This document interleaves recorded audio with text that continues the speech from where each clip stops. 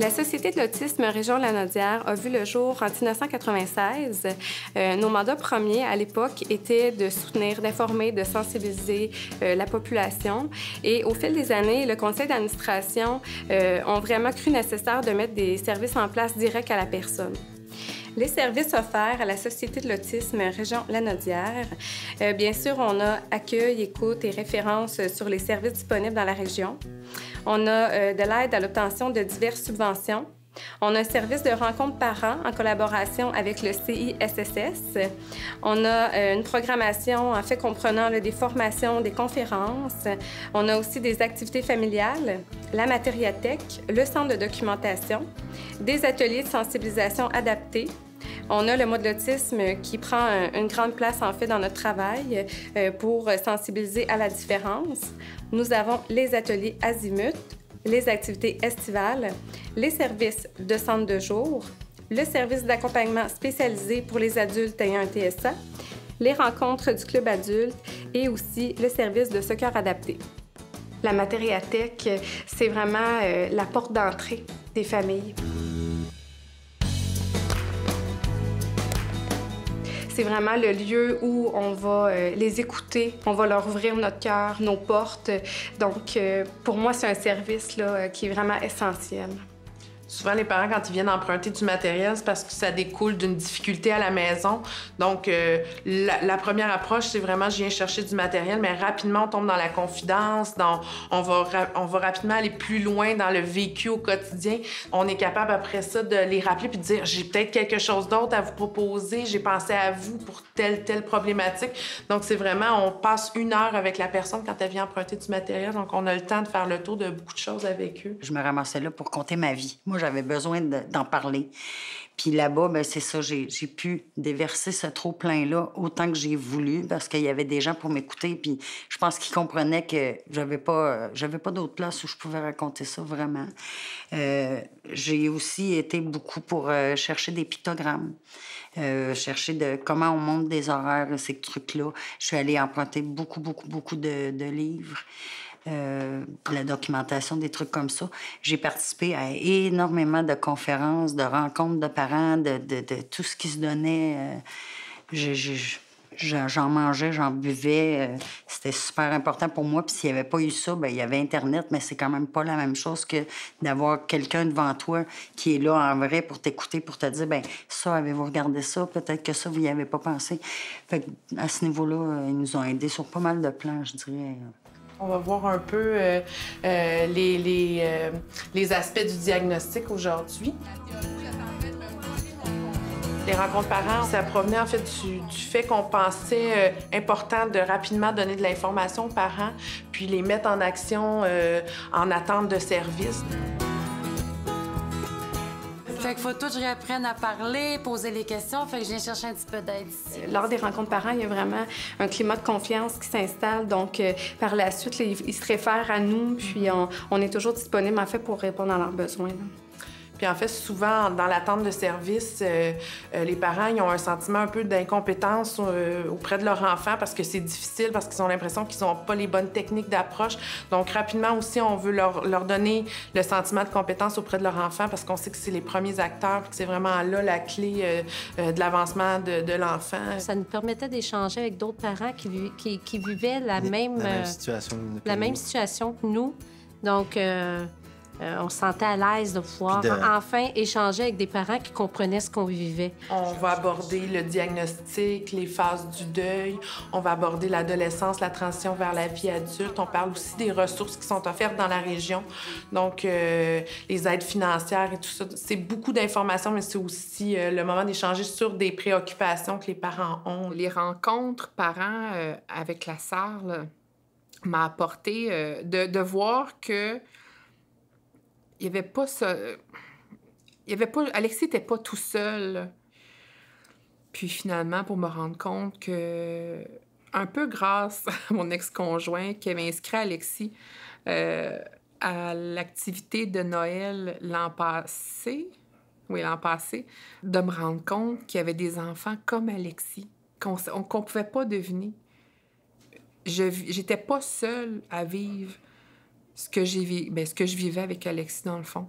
J'ai participé à 2 activités familiales de la Société de l'autisme. C'était au zoo de Granby l'été dernier. Puis les quilles dépouillement d'arbres de Noël au Salon de quilles à Terrebonne.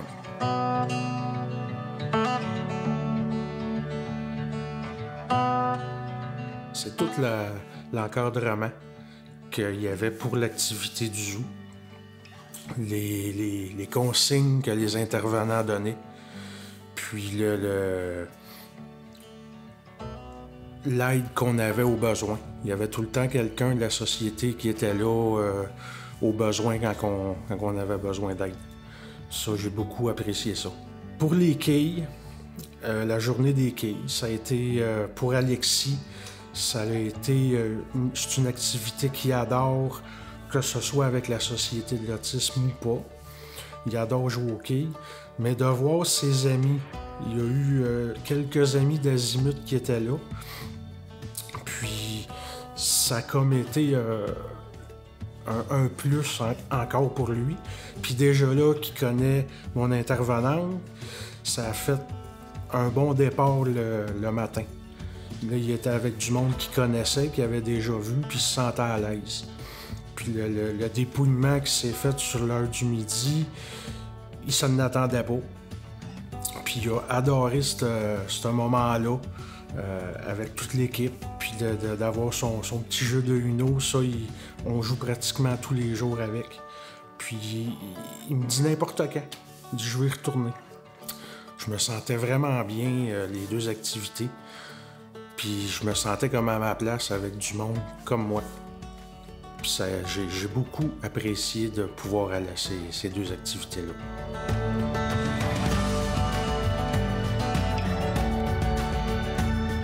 Bien, moi, j'ai trouvé ça, les formations là, que vous offrez à la salle, je trouve que c'est des formations accessibles à tous. C'est pas fait pour les professionnels, là, donc c'est vraiment fait pour les parents, mais avec un niveau quand même super pertinent. Là. J'ai assisté à 2 ou 3 formations, puis je suis ressortie de là avec des outils. Puis d'être membre, en plus, c'est souvent, s'il y a des coûts, c'est minime. Là. Fait que ça a été vraiment super formateur. Là. Je m'en sers justement, je me suis référée la semaine passée à un atelier que j'avais assisté il y a 4 ans, je pense. Là. On a beaucoup, au tout début, assisté à des conférences qui nous ont permis de nous outiller, de nous informer. De voir que c'était des autistes aussi qui faisaient des conférences comme Brigitte Harrison ou Georges Huard, là, de voir qu'ils pouvaient avoir... Ça m'a donné de l'espoir parce que de voir qu'un autiste peut avoir une vie normale là, quand même, là, ça m'a encouragé beaucoup à suivre après ça les autres étapes, puis les autres conférences, puis de s'outiller. Moi, ce que j'ai beaucoup apprécié aussi, c'est les formations. J'en ai suivi quelques-unes, puis j'ai encore l'intention d'en suivre d'autres. Ça permet de clarifier des choses. On est toujours à la recherche de réponses à nos questions. Puis là, d'avoir des formations que tu suis avec d'autres parents, donc tu as l'occasion de jaser un peu sur l'heure du dîner, puis d'apprendre, puis de te former finalement à être capable de répondre aux besoins de ton enfant, ça a aidé beaucoup. Là. J'ai encore celle sur le sommeil que j'ai beaucoup appréciée. Là. Pas parce qu'elle était endormante, là, mais parce que en tout cas, moi, ça m'a déculpabilisé par rapport à l'utilisation de la mélatonine, puis de voir en tout cas, j'ai beaucoup apprécié celle-là, j'ai eu bien du plaisir, puis encore aujourd'hui, je m'en sers, là, des routines de dodo, puis tout ça, tout était établi, c'est clair. Là. Fait que c'était pertinent, puis ça répondait à des questions là, pour des problèmes au quotidien. Là. J'ai vraiment beaucoup aimé ça. Après ça, les conférences puis les formations, ben c'était que c'est souvent accessible. Puis en plus d'avoir un professionnel comme ça, puis on n'est pas 200, là. Fait qu'après, on peut aller les rencontrer, leur parler, on peut échanger avec eux, on peut même dîner avec eux. Fait que c'est vraiment... puis c'est toujours... c'est toujours pertinent puis accessible comme information. Donc, moi, j'ai bien aimé ça. De rencontrer d'autres personnes, d'autres familles, oui, c'est valorisant pour moi. Il y a beaucoup de questions qui se posent qu'aujourd'hui, je suis capable de répondre. Puis, il y en a beaucoup qui me demandent des points de repère parce qu'ils pensent pour leurs enfants qu'il y aurait peut-être ils sont en attente d'une évaluation. Fait qu'ils viennent me voir puis me demandent comme des points de service qui que je pourrais leur référer. Puis, ben, je leur réfère tout le temps à la société de la région de la Naudière parce que je suis super bien encadré avec ces gens-là. J'adore l'équipe qui est là. C'est des personnes vraiment humaines. Je peux pas croire que il n'y a pas plus de personnes comme eux autres.